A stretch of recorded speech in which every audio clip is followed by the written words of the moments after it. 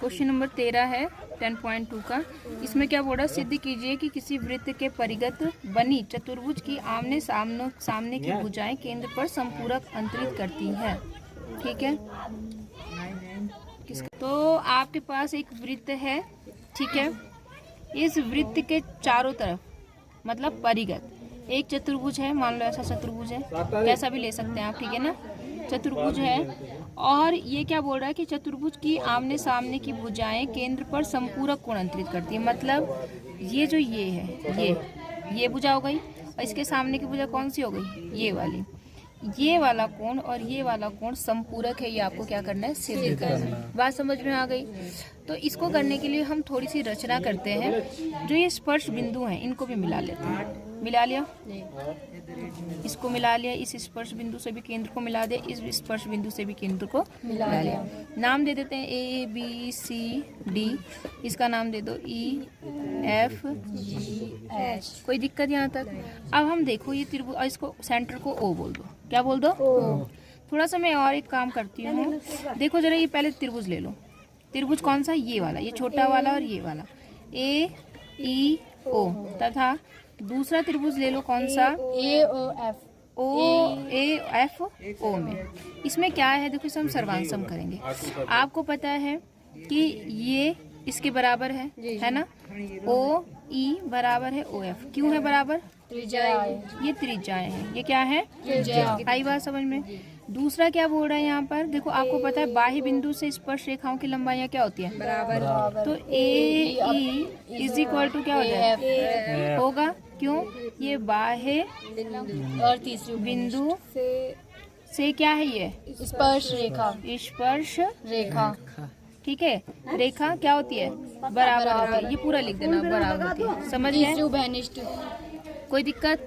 अब इसके बाद क्या हुआ, जब ये हो गया और ये AO क्या है, AO मिस्ट है, बोलो बात समझ में आ गई। तो इसलिए त्रिभुज AEO सर्वांशम किसके हो गया, त्रिभुज AFO के, ठीक है। अब जब ये सर्वांशम हो गया तो ये वाला कोण इसके बराबर होगा 2, इसलिए कोण 1 बराबर किसके होगा, कोण 2। और इसी प्रकार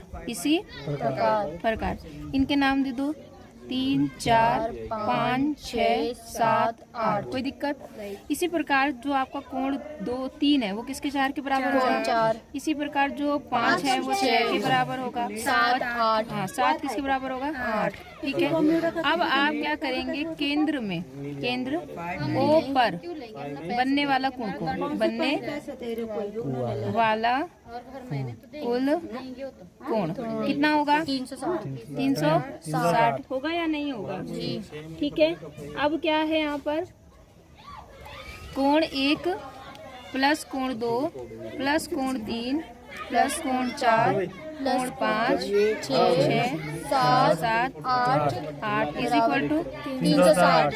यहाँ तक समझ में आई आपको बात। अब देखो जरा ध्यान से, अब देखो मेरी एक बात समझना, आपको ये वाले चाहिए क्योंकि ये जो ये है भुजा ये है, तो इनसे बनने वाला कोण ये है। तो इसमें क्या है, 2 और 3 है, और इधर वाली से बनने वाला ये है। मतलब या तो आप ये वाले पेयर लो या तो ये वाले लो, बात समझ में आ गई, आपकी मर्जी, आप ध्यान देना बस इस चीज को। मान लो मैं इस वाले से ले रही हूँ, इस वाले से, तो आप क्या करना, 2 और 3 की जगह 2 और 3 ही रहने देना, और 6 7 मतलब इनको रहने देना, बाकी सबको बदल देना। नहीं आई बात समझ में? तो हमने कहा हमें 2 रखना है, हमें 3 रखना है, हमें 6 और 7 रखना है, 6 7, बाकी जो 4 है उन्हें बदलते हैं हम, ठीक है। अब आ जाओ, कोण 1 किसके बराबर है, कोण 2, तो जहाँ 1 है वहाँ मैं 2 लिख देती हूँ, कोई दिक्कत। 2 की जगह 2 ही, 3 की जगह 3 ही।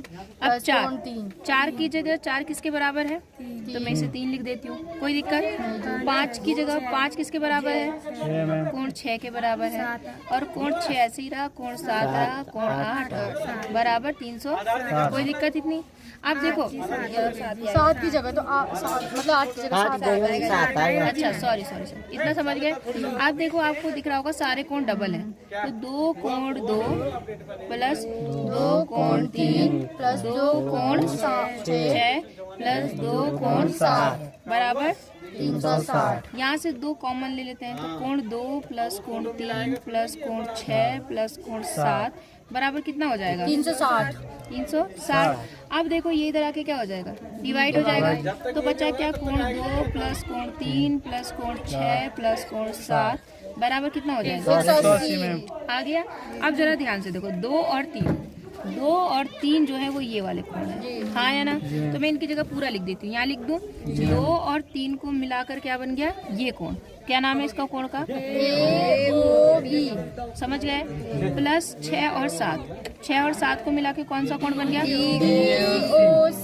DOC बराबर कितना आ गया? 180। और हेंस प्रूव। यही आपको सिद्ध करना था कि सम्मुख भुजाओं से जो कोण बन रहा है वो संपूरक होता है। आगे संपूरक नहीं आई बात समझ में?